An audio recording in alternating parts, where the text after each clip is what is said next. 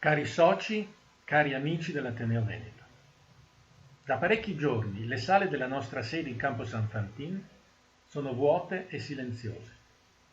Un periodo di sospensione delle nostre attività che non ha precedenti nella storia recente delle istituzioni e che non sappiamo ancora esattamente quanto a lungo durerà.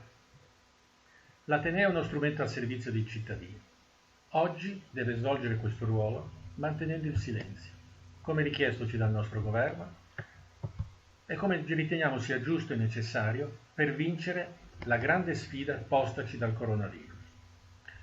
Non dobbiamo aver timore dei negozi chiusi e delle calli vuote della nostra città, né del silenzio che regna nella nostra aula magna, priva dei tanti veneziani che così spesso e affettuosamente l'hanno riempita.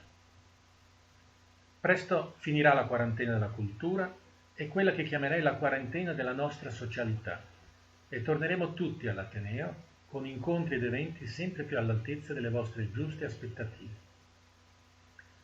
Magari riflettendo proprio sul significato profondo di quanto sta avvenendo, sulle sue cause e sulle sue conseguenze.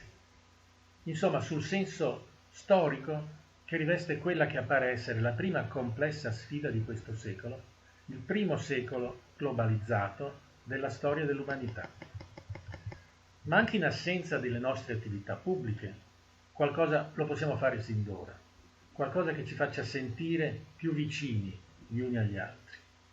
Scrivete e raccontate all'Ateneo Veneto le vostre testimonianze, le vostre emozioni, le vostre riflessioni su quanto sta avvenendo in queste ore, sia dentro sia fuori di voi. Scriveteci al nostro indirizzo mail info@ateneoveneto.org.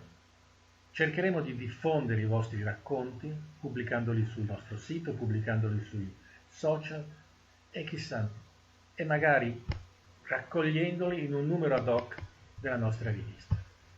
Un grande abbraccio a voi tutti e arrivederci a presto all'Ateneo Veneto.